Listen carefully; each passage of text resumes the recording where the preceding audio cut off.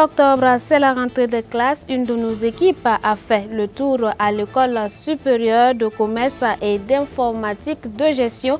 Le constat dans ce journal. Et puis à la Cour pénale internationale, les avocats de l'ex-président ivoirien Laurent Gbagbo vont demander l'acquittement de leurs clients. Mesdames, Mesdemoiselles, Messieurs, bonsoir. Je suis ravie de vous retrouver cette semaine encore.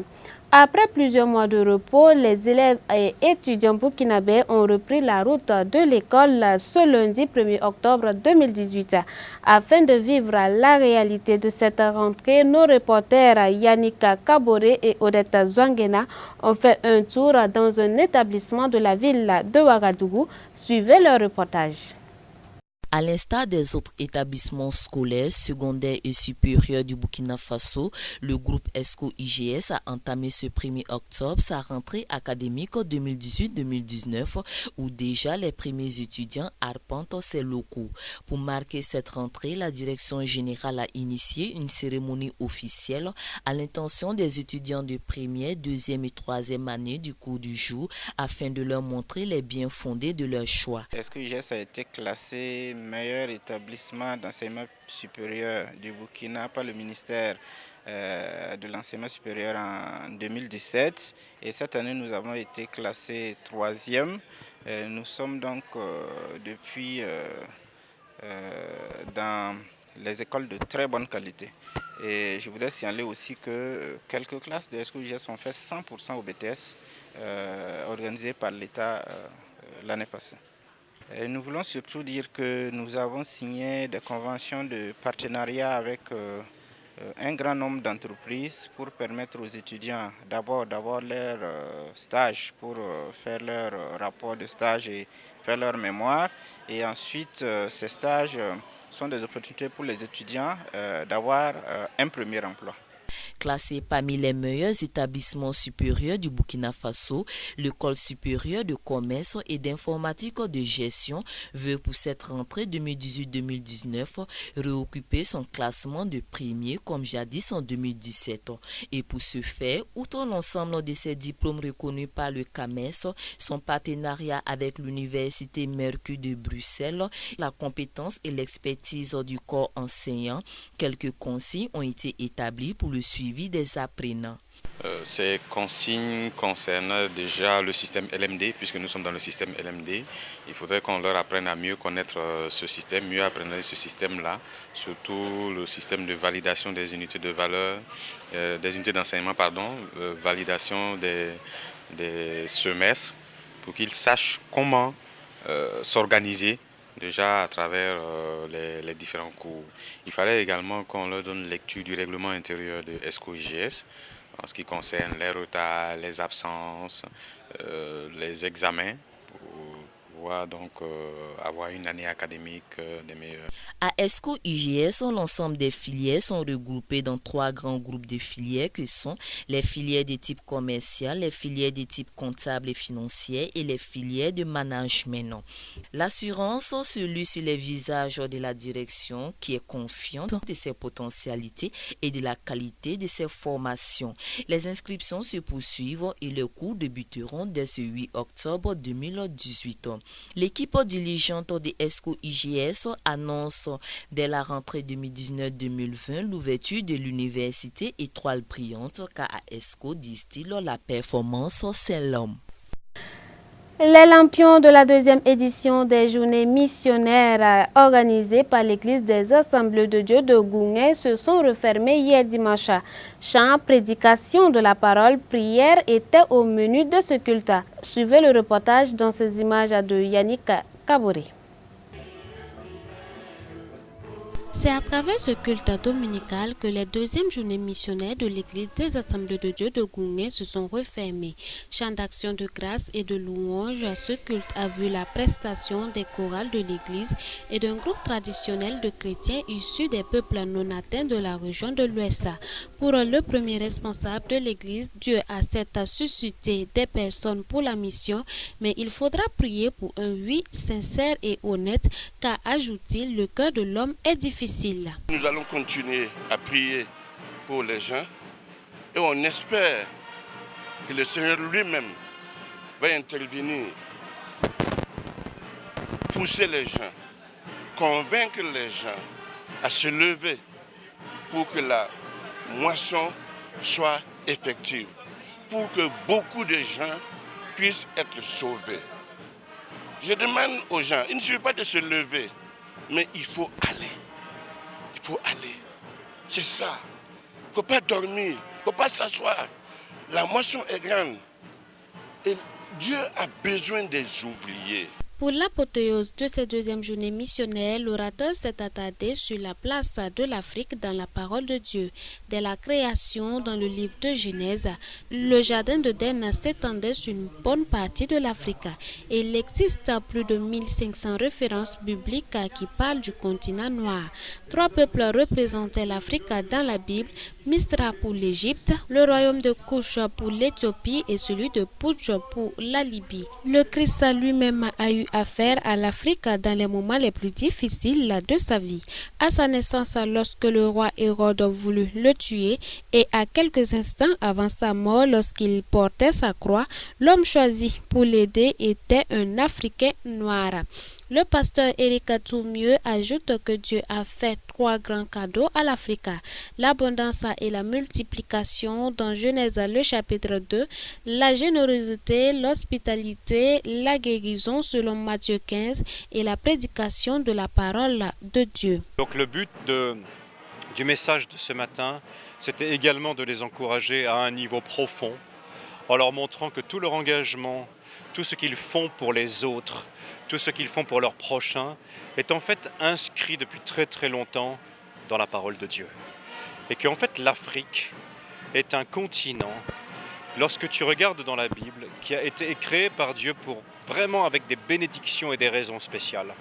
Et on a vu que toutes ces bénédictions, on voit que l'Afrique dans la Bible est un continent riche, est un continent de multiplication, est un continent généreux, est un continent hospitalier, un continent aussi qui répand la parole et qui va chercher la sagesse. L'Afrique est le continent de la grande moisson car elle parlera en dernière position dans les derniers temps selon l'orateur. Après avoir été une fois de plus à enseigner, les participants se disent renouvelés et prêts à œuvrer plus qu'avant dans la mission. Pour conséquences positives, je ne peux que dire seulement, je ne pourrais qu'aller de l'avant pour faire encore mieux ce que le Seigneur a permis que je puisse apprendre ici.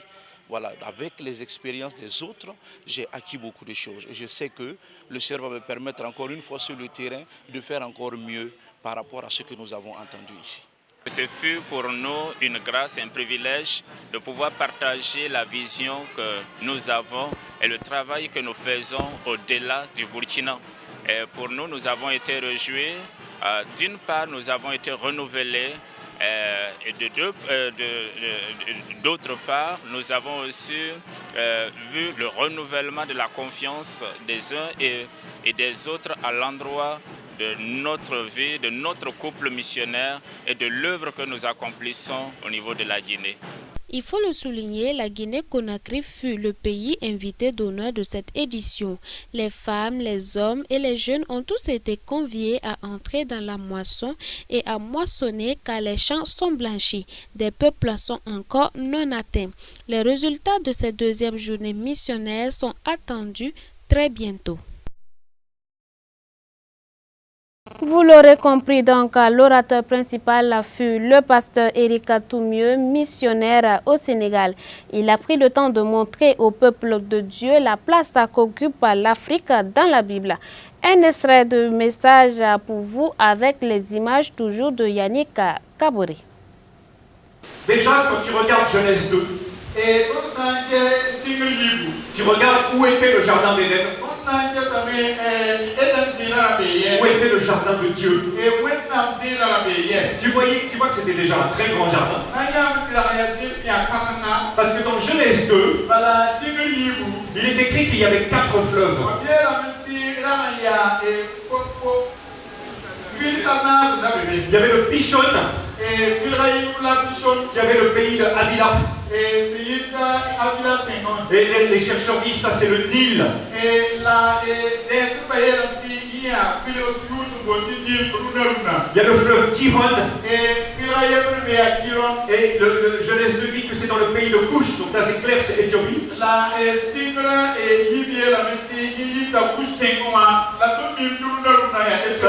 Ça c'est la moitié du jardin.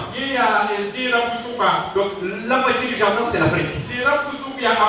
Mais lorsque tu regardes les fleuves africains, le Gihon et le Pishon, tu vois que c'est là que Dieu mentionne l'or, les pierres précieuses. C'est là.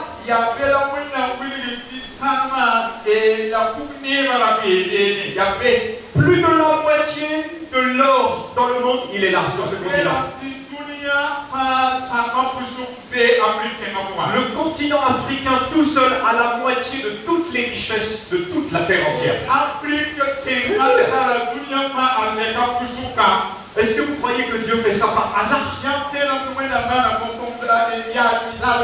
Est-ce que Jésus a été en contact 2 fois dans sa vie avec l'Afrique? Écoute-moi bien. Ce ne peut pas être un hasard. Les deux fois où l'Afrique a touché Jésus, c'était les moments où Jésus était faible. C'était le moment où Jésus était tellement fatigué. Quand il était un petit bébé, il y a le roi Hérode qui voulait le massacrer. Et lui et ses parents étaient des réfugiés. Et l'ange de l'Éternel a dit, amène le petit bébé en Afrique. Alléluia. C'est l'Afrique qui a ouvert ses bras pour Jésus. Parce que l'Afrique a été créée par Dieu pour ouvrir ses bras. Combien de temps Jésus et ses parents sont allés en Afrique? 2 ans. Donc, où est-ce que le Fils de Dieu a touché la terre? Où est-ce que le Fils de Dieu a posé ses pieds sur la terre? C'est chez toi. Pas en Israël, c'est chez toi. La deuxième fois, c'est quelques heures avant de mourir. Il y a Jésus qui est avec sa croix. Très riche, je suis fatigué. Et le soldat romain, il regarde dans la foule.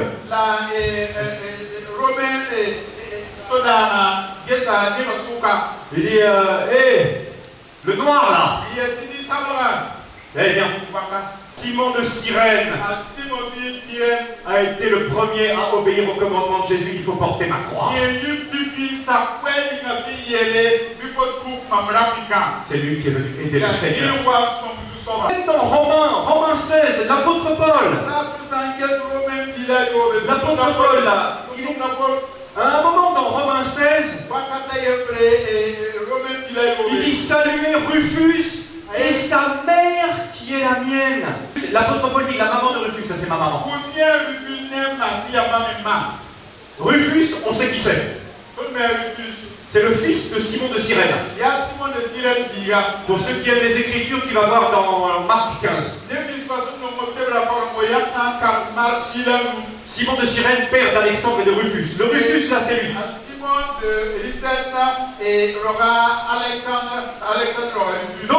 Donc la maman, là, c'est Madame Simon de Cyrène.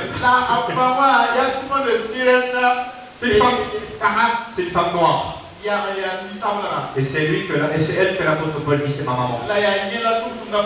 Pourquoi l'Afrique est le continent de l'abondance, de la fertilité, de la multiplication?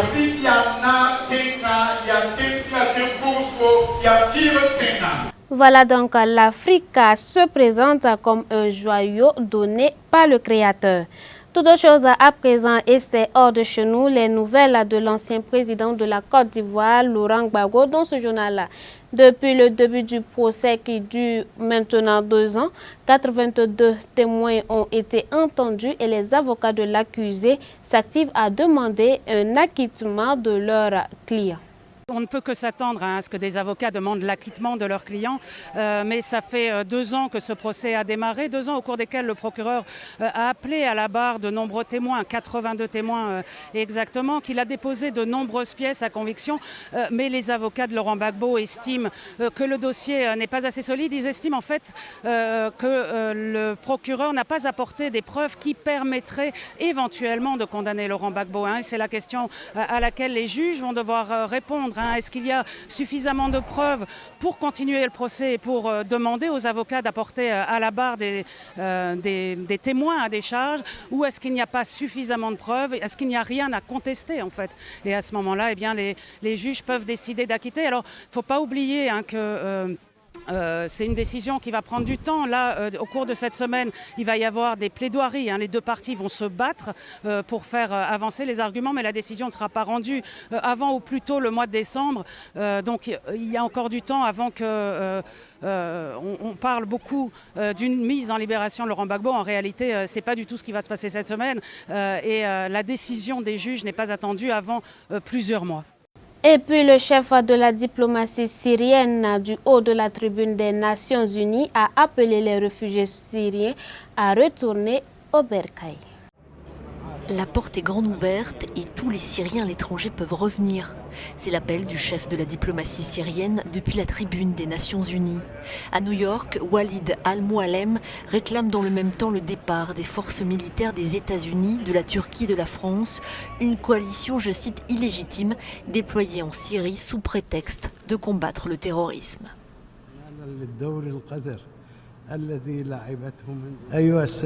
Aujourd'hui, la situation sur le terrain est plus stable et plus sûre grâce aux progrès réalisés dans la lutte contre le terrorisme. Le gouvernement continue de réhabiliter les zones détruites par les terroristes. Toutes les conditions sont désormais réunies pour le retour volontaire des réfugiés syriens dans le pays qu'ils ont dû quitter en raison du terrorisme et de mesures économiques unilatérales. Pour permettre le retour de millions de réfugiés, il faut reconstruire la Syrie. La Russie, alliée de Bachar al-Assad, réclame une aide internationale, mais les Occidentaux, États-Unis, France et Allemagne notamment, n'y contribueront pas tant qu'une solution politique ne sera pas engagée. Restons dans cette partie du monde où vendredi dernier, Gaza s'est de nouveau embrasé. Des affrontements ont éclaté entre des manifestants gazaouis et l'armée israélienne le long de la barrière de sécurité qui sépare les 2 territoires. Gaza s'est de nouveau embrasé vendredi. Près de 20 000 Palestiniens se sont rassemblés le long de la barrière de sécurité qui sépare le territoire d'Israël. Jets de pierre et d'engins explosifs, des affrontements ont presque aussitôt éclaté avec l'armée israélienne. Les soldats de Tsahal ont ouvert le feu pour riposter. Bilan 7 morts côté palestinien, dont 2 enfants et près de 500 blessés selon des sources médicales palestiniennes. Des ONG dénoncent ce samedi un usage mortel et excessif de la force. C'est la journée la plus sanglante depuis l'inauguration de l'ambassade des États-Unis à Jérusalem. 60 Palestiniens avaient été tués alors qu'ils protestaient contre cette décision. La bande de Gaza avait une situation plus que précaire. Ce territoire appauvri et reclus réclame la levée du blocus imposé depuis plus de 10 ans par Israël. Depuis le printemps dernier, les Palestiniens multiplient les manifestations pour faire entendre leur voix. Voilà, ainsi prend fin ce journal. Merci de nous avoir suivis. Restez branchés sur les antennes de Canal Vimkera. Bonsoir chez vous.